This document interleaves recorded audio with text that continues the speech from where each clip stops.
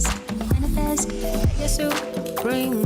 You are great to the wherever you've been. Your vision is better than anything you've seen. Standing where many have suffered and been grieved. Woman, don't bow down. Don't let them silence you.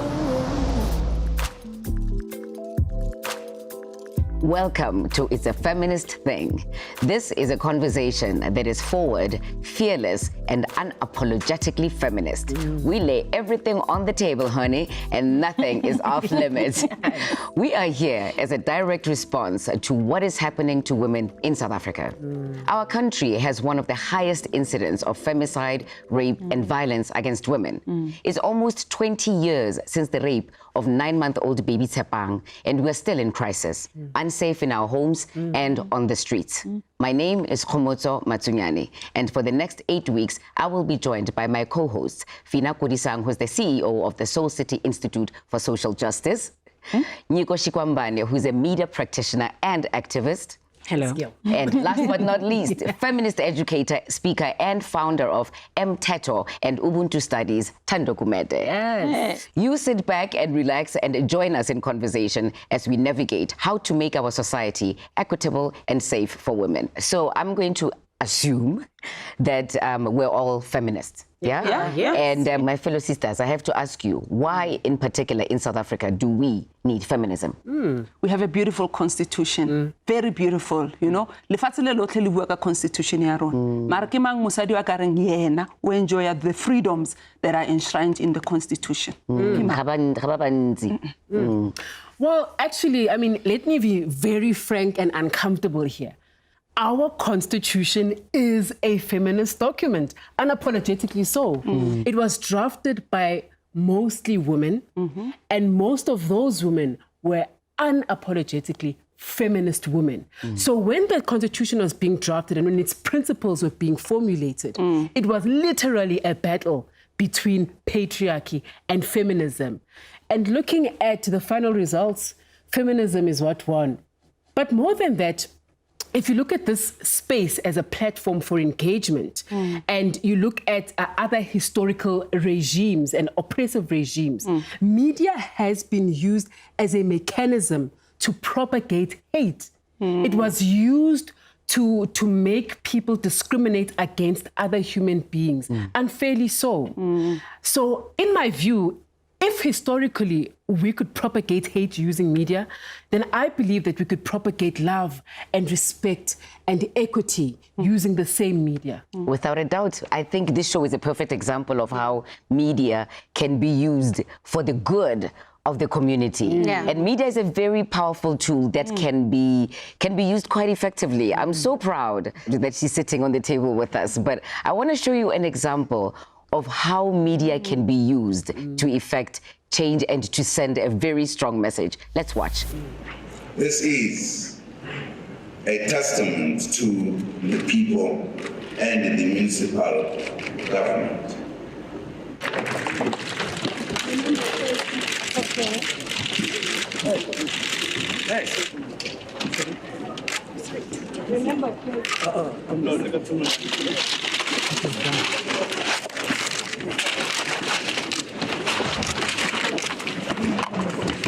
Thank you very much.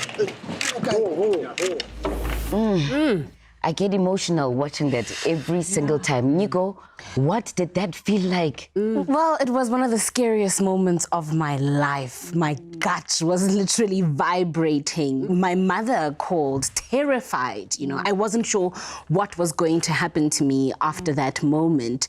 But I'm so proud to have been part of this protest because of what it did to catapult women's issues and rape and really usher it into mainstream conversation, right? But I think what really also matters is that in feminist work is feminist ethic, right, that must be at the center of it. So I'm really glad that we actually got a thumbs up from Fezeka Kuzwayo, who we now remember as Kwezi, before we did the protest. That's just incredible. Remembering that feminism is not just rage, right? There's a fear, a real fear that comes with speaking truth to power.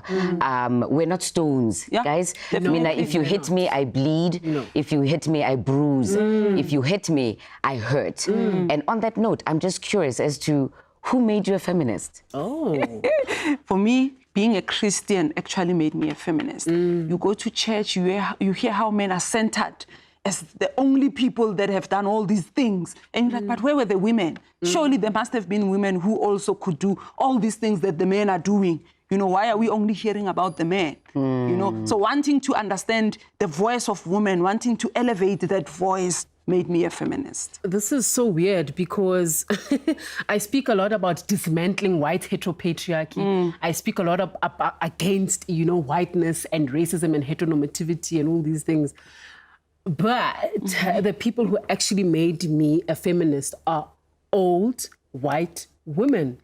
I had women, especially at school, who literally put me on their shoulders, told me I was amazing, that I was beautiful, told me to be more of myself. And the bigger irony in that is that the people who I actually fight for and represent today did not necessarily do that for me. Yeah, you know, I think what I've always recognized that different genders were treated differently and that they had different privileges from a very early age. But I think what really made me feminist in my activism was that moment during FISMA's fall protest in 2015 at Wits University when the men who were leading the protest refused to let the SRC president, Nompendulo Mkhatshwa, address the student body in protest. That for me was just also a depiction of South Africa's obsession with male revolutionary heroism. And from then on, I knew that, you know what? This is the badge that I'm going to wear, and this is the fight that I'm going to choose. Yeah. What is feminism to you, Fina? For me, it's about a liberation movement, recognizing that we come from a time where all of us were united in fighting apartheid as a system, but women were left behind. So when we got our liberation, women were not liberated. So feminism is about liberating women. The struggle for liberation for women is still going on. That's why for me, I feel like feminism for me, it's like, you know, you had the African National Congress negotiating or attempting to negotiate with the white powers that be, and they were getting nowhere. And at some point, they had to pick up arms and say, right, we are forming Umkhonto weSizwe.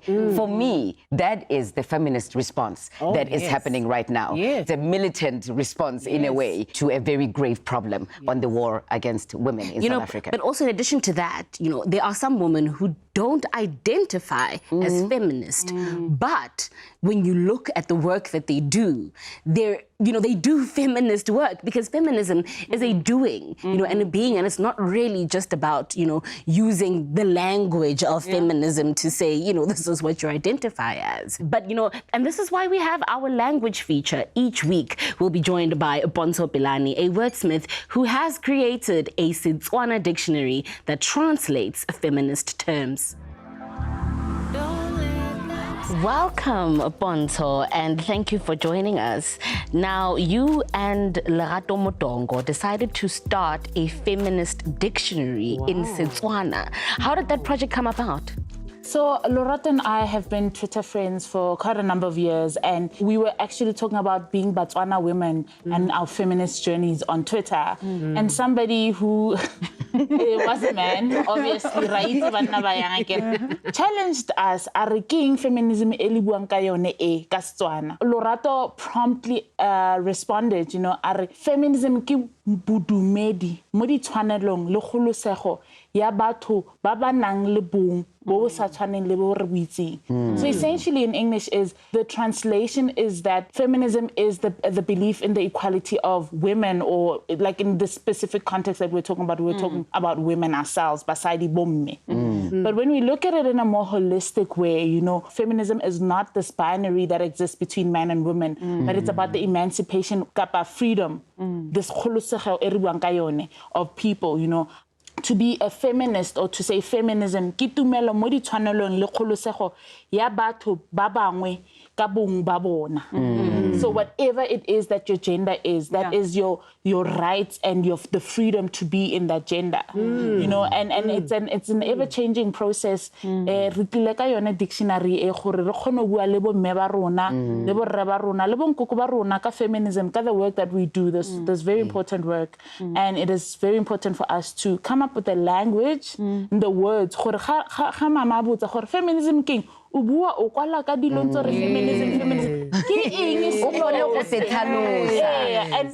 and I'm very curious as to gore like ka seZulu gona re ka beya yang Thando. NgeZulu ngachaza ukuthi ene sonke siyabantu sihlukile asifani sonke. Of course. Kodwa kufanele sihloniphane kwaphela nje. But Ponzo, I like your language. E re fa expression go pito re o te express ba bana o fa o te express o itlhalose gore what you are feeling, what you are going through ke eng. So it's beautiful that we can put it in our own languages. Yes, no, definitely, Fina. It's very important. A very famous poet, a feminist poet, Koleka Putuma, talks about my grandmother says, "Hey, I'm a daughter." I say patriarchy. It's just that the expression, and collectively through this show, is to bridge the generations of mama le rona, the younger ones coming after us can understand and know how to talk about feminism. I would say, "Hey, na I'm a daughter." And I kirata gore like ra simolla. You know, gore like I mean, it's amazing to be sitting at the table with somebody who's starting a whole dictionary. Thank you so much, Ponzo. I, for one, look forward to all the beautiful language we are going to learn here. Setswana sa rona se sentle. We'd love to hear how you translate this term in your own language. Leave a comment on our social media pages using the hashtag on your screen. And after this, we unpack why we need feminism. Don't let them silence you. Don't let them silence you. Joining our conversation is Heini Grudenbaum, who is the director at the Center for Humanities Research at the University of the Western Cape. She's also a scholar, activist, and poet whose work focuses on social and aesthetic responses to the afterlives of genocide, war, and mass violence. Welcome, Heidi. Hi, it's lovely to be in conversation with you, Thando. I'm good, thank you. Right off the bat, Heidi, are you a feminist? I can answer that. It's probably the easiest question tonight, yes. And when exactly did you decide that you were a feminist? I think I was about 18 years old, and I discovered a book by one of the older generation first wave North American feminists. And I came to understand that the relationships between men and women and the social status of women was engineered and structured in such a way that wasn't natural. And that made me realize that the lives of women are determined by an invisible structure that is very confining, controlling, and repressive. And it started a lifelong journey or engagement or commitment with what it means to live in ways that dismantle or contribute towards the dismantling of the system. And that shaped my understanding of the way in which racial and gender repression in South Africa operated. You know, speaking of gender oppression, Heidi, South Africa is always quoted among the worst in the world with GBV and femicide. How is this related to the trauma of our recent past as a country? Our long history of settler colonialism and apartheid have profoundly compounded the effects of misogyny, patriarchy, and forms of violence that we call gender-based violence, but I think are much, much more complex.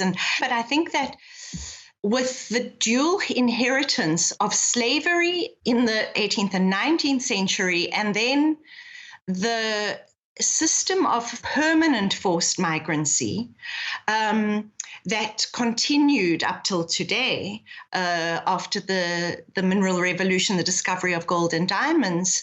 The effect of these two interrelated institutions of slavery and forced permanent migrancy have profoundly shaped the way in which we understand misogyny and violence, particularly against women and children, but also men of color or Black people. You know, my question to you is, how has feminism evolved from apartheid to democracy in dismantling all of these diverse forms of patriarchy that we've just kind of, you know, briefly unpacked in this conversation so far? So, you know, the first women's organization was established by Charlotte Maxeke in the early 1900s, around the time of the First World War. She wasn't called a feminist. That wasn't the language of the day, but the struggle for the dignity, rights, and equality of women has been a long one in South Africa. And so we've not given enough of an account to the importance of the activism of women in the national liberation struggle. With all political struggles, you know, there are rights secured and ground and territory won in different phases of struggle. So it was only with the Bill of Rights and that women were formally acknowledged as equal citizens. This was a huge achievement and a huge victory in the struggle for at least formal legal equality. Just before we let you go, you know, could you help us imagine what the future would be like, the future of an intersectional feminist society? What would that look like? Wow. We have an obligation in South Africa to understand how we can build a Black-led green economy that is feminist and communalist in some way. So where we understand that our relationship to what we call nature or the environment and our relationship to one another cannot be imagined as linear, extractive, exploitable.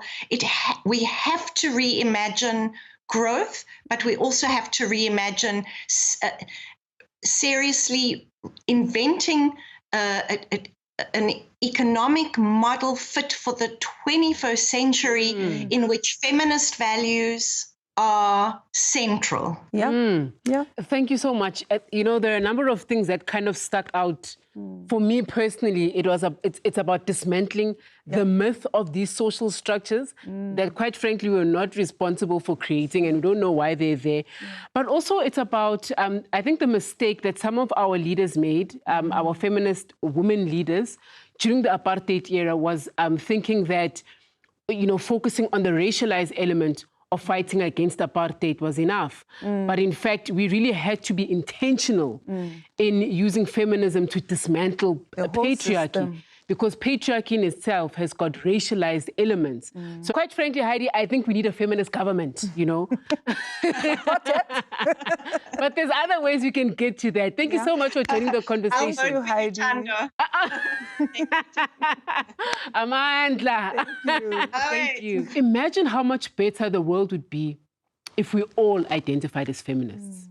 If we all were committed to the principle and the idea of equity. And the first steps towards this authentic allyship. How can men meaningfully participate in the feminist movement for change? We discuss that next.